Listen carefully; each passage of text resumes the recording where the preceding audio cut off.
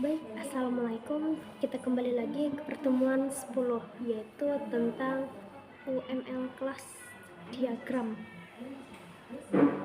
Pertama, yang ke-10 itu kita sekarang membahas tentang UML. Apa itu UML? Singkatan itu yaitu tentang Unified Modeling Language,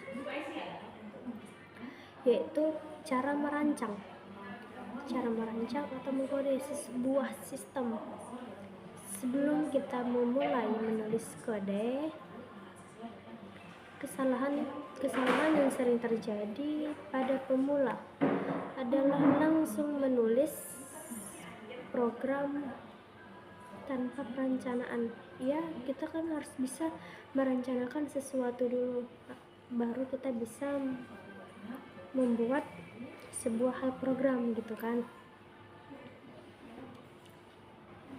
Kesalahan yang sering terjadi pada pemula adalah langsung menulis, tidak terpikirkan harus rencana yang ini, rencana yang mana gitu kan.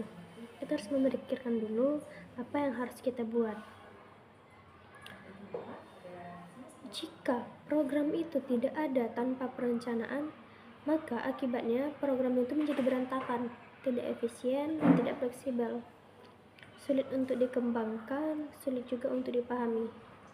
Dan banyak sekali revisi atau UML hadir tidak untuk mengatasi masalah tersebut gitu. Salah satu diagram terpenting dalam UML adalah kelas diagram. Kelas diagram menggambarkan struktur program, termasuk dari nama kelas, atribut, metode, sedang hubungan antar kelas. Dengan kelas diagram, kita bisa melihat sebesar apa gambaran sistem tanpa harus membaca baris demi baris kode itu.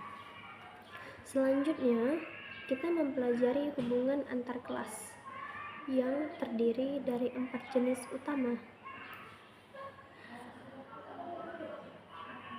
Pertama, itu adalah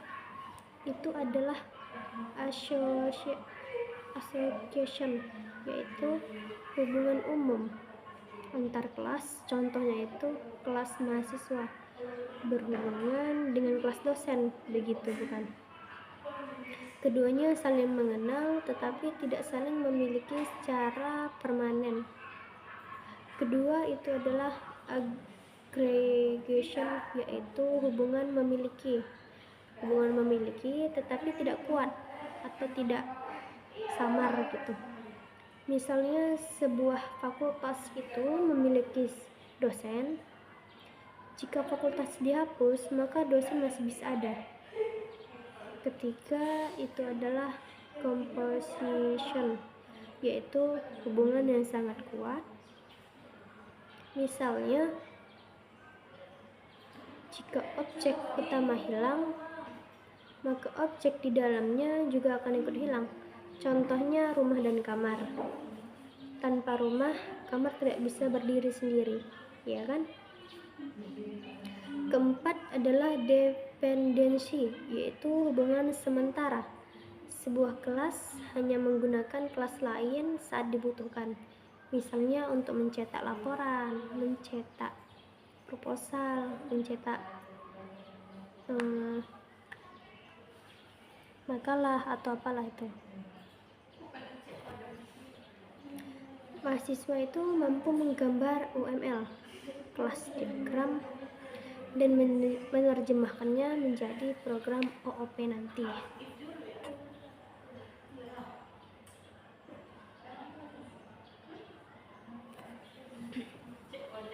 UML itu sangat penting di dalam kelas diagram gitu kan. Tadi juga sudah dibahas, yang dimana itu sangat harus bisa kita pahami secara detail, secara mudah, secara fleksibel harus dapat kita pahami. Bahkan dari hal-halnya itu harus dapat terstruktur dulu atau direncanakan dulu supaya bisa terkonek begitu.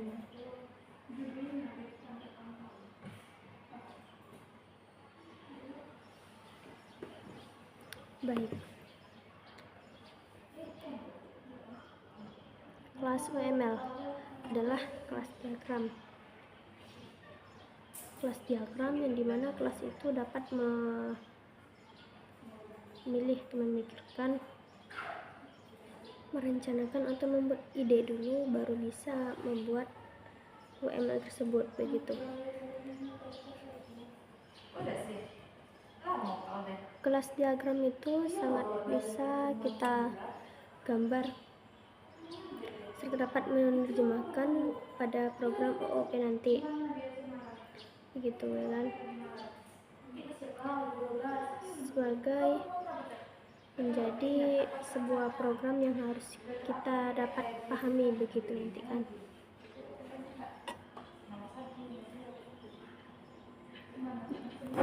UML, Unified Modeling Language, yaitu merancang sistem-sistem yang sebelumnya kita mulai menulis kode yang harus dapat kita pahami nanti begitu.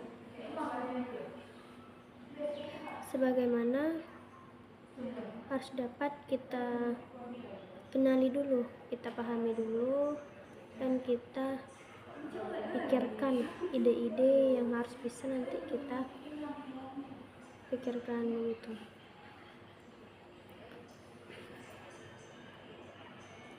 UML kelas diagram Unified Modeling Language,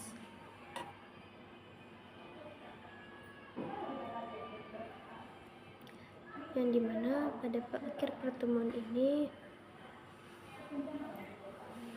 ya mahasiswa itu harus bisa dapat merangkum, mencari data-data yang harus sebelumnya belum dicari orang gitu kan. Harus dapat merangkum datanya supaya bisa menjadikan hal-hal yang dapat dipikirkan nanti ke depannya bagaimana begitu. Kayak misalnya kita ke kampus nih kan, kita kan sudah memikirkan kayak nanti pakaian bajunya apa, kayak bermakeup kan, kita kan kayak gitulah apanya persiapannya begitu, mencari ide-idenya begitu. UML itu ya kelas diagram yang dimana dapat bisa dicontohnya nanti begitu.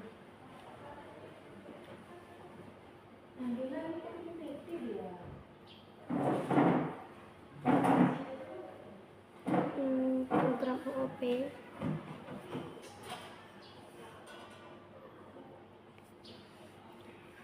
UML adalah kelas diagram yang dimana kelas diagram ini menggambarkan struktur program, yaitu ada 4. Ada dia nama kelas, tadi sudah dibilang ke nama kelas itu banyak.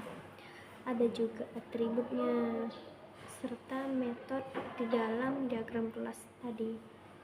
Ada juga hubungan antar kelas.